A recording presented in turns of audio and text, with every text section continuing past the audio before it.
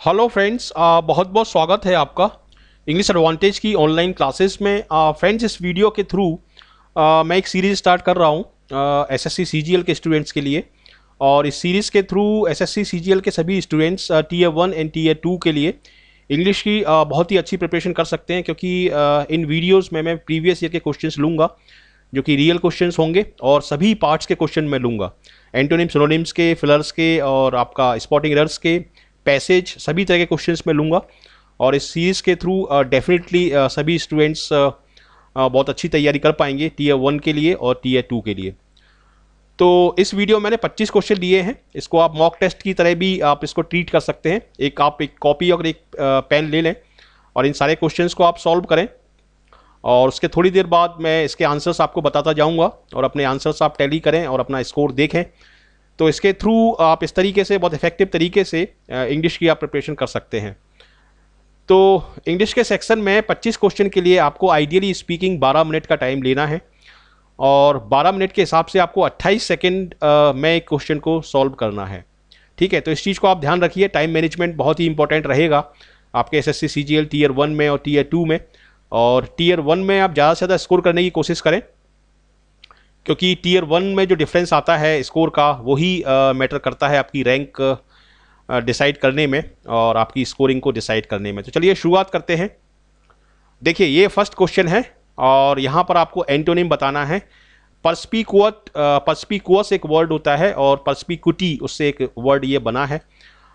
तो इसका एंटोनिम क्या होगा? पर्स्पिकुअस या पर्स्पिकुटी, ये नाउन फॉर्म है, और इसका मतलब होता है पर्स्पिकुअस का किसी भी व्यक्ति का एक सही एक्सप्रेशन, उसकी फ्लुएंसी या उसकी विचारों की स्पष्टता, उसको हम बोलते हैं पर्स्पिकुअस या पर्स्पिकुटी।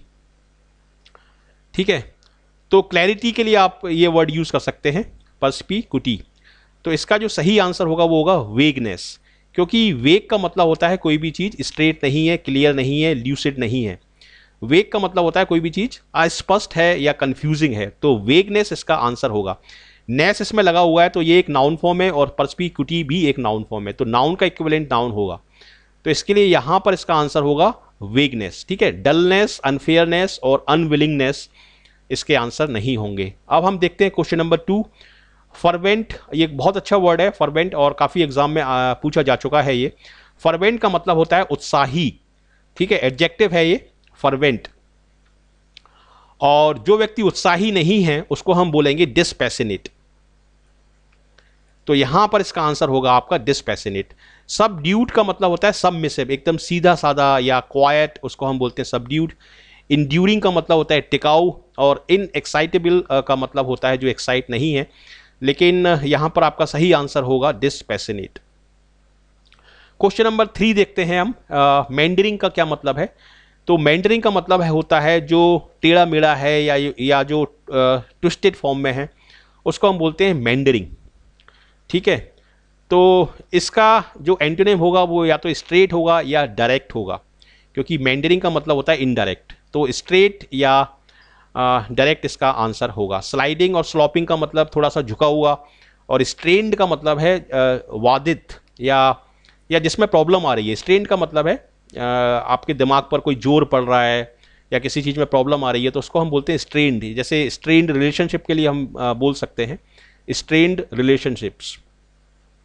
और स्ट्रेन का मतलब होता है जोर पड़ना या आपके ऊपर कोई प्रॉब्लम आना, तो उसको हम बोलते हैं स्ट्रेन्ड। ठीक है, क्वेश्चन नंबर 4 देखते हैं। Fluoride, FLORID। फ्लोरिड का मतलब होता है बहुत ज़्यादा सजा हुआ, बहुत ज़्यादा ऑर्नेट, या बहुत ज़्यादा जिसमें फैंसी, जिसको हम बोलते हैं, वो होगा फ्लोरिड। तो फ्लोरिड का जो एंटोनिम होगा वो या तो होगा प्लेन या सिंपल या मोनोटोनस। तो यहाँ पर जो ऑप्शन में दिए हैं वो दिए हैं मोनोटोनस, तो मोनोटोनस इसका सही आंसर होगा। वीक का मतलब कमज़ोर है, पेल का मतलब थोड़ा सा हल्का सा पीला पड़ जाना, और अगली का मतलब है बदसूरत। तो मोनोटोनस यहाँ पर इसका सही आंसर आपका होगा। क्वेश्चन नंबर 5 देखते हैं हम। वेरिटी। वेरिटी का मतलब होता है ट्रुथ यानी सच्चाई, तो डेफिनेटली इसका जो आंसर होगा वेरिटी का यानी सच्चाई का जो उल्टा होगा वो होगा फॉल्सहुड। ठीक है, सैंक्टिटी का मतलब होता है पवित्रता, सैंक्टिटी। रेरिटी का मतलब होता है जो चीज़ बहुत कम घटित होती है, और रेवियरेंस का मतलब होता है आदर या इज्जत, रेवियरेंस। तो वेरिटी का यहां पर सही आंसर होगा आपका फॉल्सहुड। क्वेश्चन नंबर 6 देखते हैं, लग्जूरियंट। ठीक है, तो यहां पर आपको सिनोनिम्स बताने हैं। ये सेकंड पार्ट आपका स्टार्ट हो गया है यहां से। लग्जूरियंट का लग्जरी से रिलेशन नहीं है। लग्जूरियंट का मतलब होता है कि कोई चीज़ बहुत ज़्यादा पर्याप्त मात्रा में है या रिच है। ठीक है, तो पर्याप्त मात्रा के लिए हम इनफ या एबंडेंट वर्ड का यूज़ करते हैं। तो यहां पर आपका आंसर होगा लग्जूरियंट का एबंडेंट। कैंटेनकैरस। कैंटेनकैरस का क्या मतलब है? कैंसरस दिया है, फेरोसियस दिया है, फिसीपेरस दिया है और क्वेरलसम दिया है। तो कैंटेनकैरस हम ऐसे व्यक्ति को बोलते हैं जो बहुत झगड़ालू होता है। ठीक है, तो यहां पर आपका आंसर होगा क्वेरलसम, कैंटेनकैरस। ठीक है, कैंसरस का मतलब थोड़ा सा घातक और फेरोसियस का मतलब बहुत ज़्यादा भयानक या खतरनाक। फिसीपेरस का मतलब है जो चीज़ टूट जाती है आसानी से, उसको हम बोलते हैं फिसीपेरस। तो क्वेरलसम यहां पर आपका सही आंसर होगा किस वर्ड का? कैंटेनकैरस वर्ड का। क्वेश्चन नंबर 8 देखते हैं, ओनस, ONUS, ओनस। ये एक बहुत अच्छा वर्ड है और कॉमनली ये यूज होता है काफी कॉम्पिटिटिव एग्जाम में। ओनस का मतलब होता है रिस्पॉन्सिबिलिटी। तो ओनस का जो इक्विवेलेंट होगा वो होगा रिस्पॉन्सिबिलिटी, सैडनेस, हैप्पीनेस और क्रिटिसिज्म। ये इसके सिनोनिम नहीं होंगे। क्वेश्चन नंबर 9 देखते हैं, डिरीजन या डिराइड। डिरीजन एक नाउन फॉर्म है और डिराइड, DERIDE, डिराइड इसका वर्ब फॉर्म है। डिराइड का मतलब होता है किसी का मखौल उड़ाना, किसी की हंसी उड़ाना, उसको हम बोलते हैं डिराइड। तो यहां पर इसका इक्विवेलेंट जो वर्ड होगा वो होगा रिडिक्यूल। ठीक है, रिडिक्यूल का मतलब भी होता है हंसी उड़ाना। कंडेमनेशन का मतलब होता है आलोचना करना। एम्बेरसमेंट का मतलब होता है घबराहट। और ह्यूमिलिएशन का मतलब होता है किसी के ऊपर अत्याचार करना या किसी को नीचा दिखाना। तो डेरिजन का इक्विवेलेंट यहां पर वर्ड होगा रिडिक्यूल। क्वेश्चन नंबर 10 देखते हैं, ट्राइट का क्या मतलब है? TRITE। ट्राइट का मतलब कोई भी ऐसी चीज जो काफी बार रिपीट हो चुकी है और अब उसका कोई अब वो इंटरेस्टिंग नहीं रही, कोई भी वर्ड, कोई भी चीज।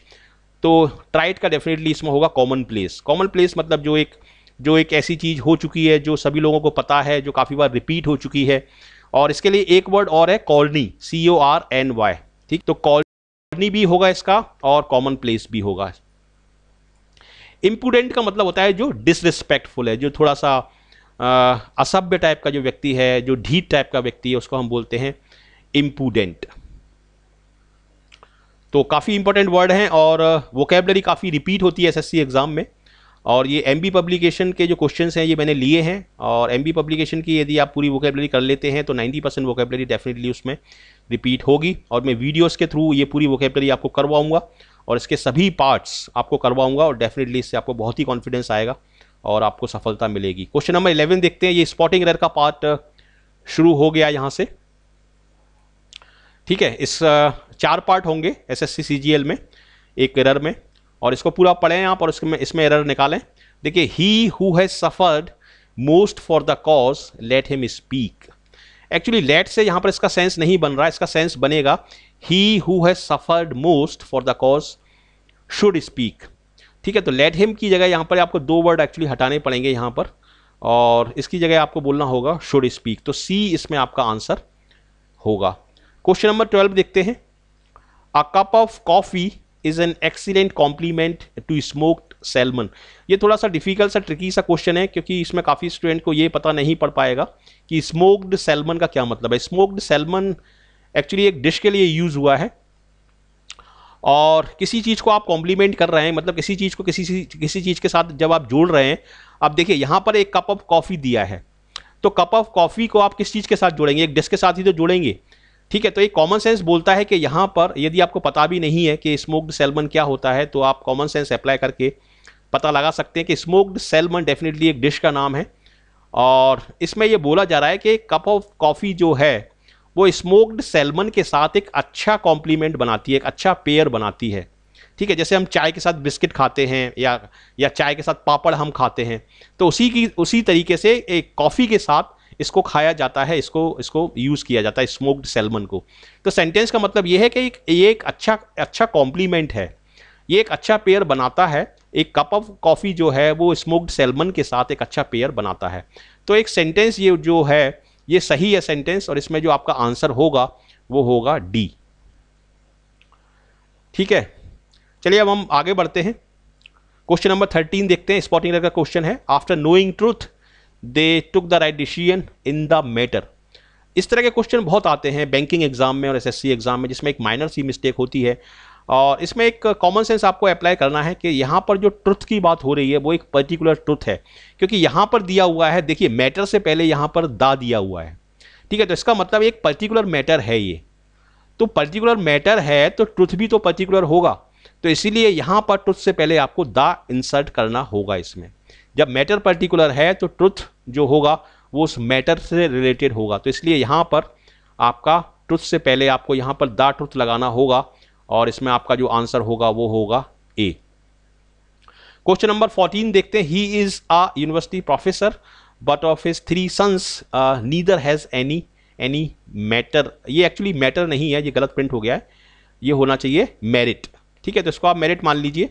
और यहाँ पर चूंकि 2 से ज़्यादा सन्स की बात हो रही है तो इसलिए यहाँ पर हम नीदर नहीं लगाएंगे, यहाँ पर हम लगाएंगे नन, तो सी इसमें आपका आंसर होगा। क्वेश्चन नंबर 15 देखते हैं। It is time you decide your next course of action. तो ये भी एक टिपिकल क्वेश्चन है एसएससी सीजीएल का। It is time, it is about time या इट इज़ हाई टाइम, ये 3 एक्सप्रेशन हैं, इनका मतलब होता है इट इज़ ऑलरेडी लेट। मतलब किसी काम को आपको 10 बजे करना है और 12 बज चुके हैं तो ऑलरेडी लेट हो चुका है, तो ऑलरेडी जब लेट हो चुका है तो वो चीज़ पास्ट में जा चुकी है, इसीलिए इस तरह के एक्सप्रेशंस में और इस तरह के सेंटेंसेस में हम पास्ट टेंस का यूज़ करते हैं। तो इट इज़ टाइम के बाद यहाँ पर आपको डिसाइडेड का यूज़ करना होगा, ठीक है, और बी इसमें आपका आंसर होगा। क्वेश्चन नंबर 16 देखते हैं। The hotel was not too expensive, ये फिलर्स का पार्ट है। The hotel was not too expensive और यहाँ पर आपको क्वेश्चन टैग लगाना है, तो जब स्टेटमेंट नेगेटिव में है तो क्वेश्चन टैग कैसा होगा, क्वेश्चन टैग होगा अफर्मेटिव में, तो इसका आंसर होगा आपका वॉज इट। क्वेश्चन नंबर 17 देखते हैं। Like humans do animal must have a dentist their teeth. Like humans do animal must have a dentist to fill their teeth, या तो आप टू फिल लगाइए, लेकिन टू फिल का इसमें ऑप्शन नहीं दिया इसमें, इसलिए इसमें आपको पार्टिसिपल लगाना होगा। डेंटिस्ट के बाद आप लगा सकते हैं filling. Like animals zoo animals must have a dentist filling their teeth, तो यहां पर आपका ए इसमें आपका आंसर होगा। क्वेश्चन नंबर 18 देखते हैं। It was very kind of you to do the washing up but you. देखिए यहां पर हम बोल रहे हैं कि आपने वॉशिंग अप जो की, बर्तन धोए या कोई भी वॉशिंग अप से रिलेटेड कोई भी काम किया आपने, वो आपके लिए आपकी तरफ से एक अच्छा काम था, आपने ऐसा करके अच्छा किया, लेकिन ऐसा करना आपके लिए ज़रूरी नहीं था क्योंकि आपके ऊपर कोई कंपल्सन नहीं था। आपने किसी से बोला मतलब किसी ने आपसे बोला नहीं था कि आपको वॉशिंग अप करना है, तो आपके लिए ये चीज़ ज़रूरी नहीं थी ऐसा करना, लेकिन आपने किया तो वो अच्छा किया, मतलब आपके ऊपर कोई कंपल्सन नहीं था। तो कंपल्सन को अप्लाई करने के लिए यहाँ पर आपको ये वाला एक्सप्रेशन लगाना पड़ेगा, डिड नॉट हैव टू, ठीक है, चूंकि ये पास्ट टेंस है, वॉज से हमें पता पड़ रहा है कि ये पास्ट टेंस है, तो इसलिए हम डू नॉट हैव टू नहीं लगाएंगे, हम लगाएंगे डिड नॉट हैव टू, क्योंकि ये पास्ट का सेंटेंस है, ठीक है, और हैव टू का मतलब होता है कि हम कंपल्सन को किसी व्यक्ति के ऊपर इंपोज कर रहे हैं, उसके ऊपर अप्लाई कर रहे हैं, तो इसलिए यहां पर आपका क्वेश्चन नंबर 18 का जो आंसर होगा वो होगा did not have to. Question number 19 देखते हैं। ही वेंट सी अलोन, ठीक है, तो इसमें देखिए ये काफी ट्रिकी क्वेश्चन है, छोटा क्वेश्चन है। वेंट इनसे भी ये सही लग रहा है, इनटू से भी सही लग रहा है, ऑन से भी सही लग रहा है, टू से भी सही लग रहा है। ही वेंट टू सी ये भी सही है, he went in sea, he went into sea, लेकिन अलोन देखिए यहाँ पर अलोन वर्ड है, वह अकेला गया, ठीक है, तो अकेला नॉर्मली यदि इसमें मैं इन लगा दूं तो इसका मतलब होगा कि वह समुद्र में अकेला गया, तो इसका एक सेंस बन रहा है। इनटू का मतलब होता है समुद्र में भीतर तक, तो उसका उतना सेंस नहीं बन रहा। और ही वेंट टू सी, अगर मैं टू लगा दूं तो टू यूज होता है प्लेस के लिए, लेकिन यहां पर अकेला गया तो नॉर्मली अकेला जाने के लिए इन यहां पर एकदम सही रहेगा, क्योंकि वह समुद्र में गया, वह समुद्र में अकेला गया, तो इसका एक सेंस बन रहा है। लेकिन इनटू मतलब समुद्र के भीतर गया और टू मतलब समुद्र तक अकेला गया, तो समुद्र तक अकेला जाना कोई बड़ी बात नहीं है, इसका कोई ज़्यादा सेंस नहीं बन रहा, और समुद्र के भीतर गया इसका भी सेंस नहीं बन रहा। हालांकि ये ग्रामेटिकली सही है, लेकिन इसका जो मोर करेक्ट जो आंसर होगा वो होगा इन, और एसएससी ने भी इसका इन जो है वो सही आंसर माना है।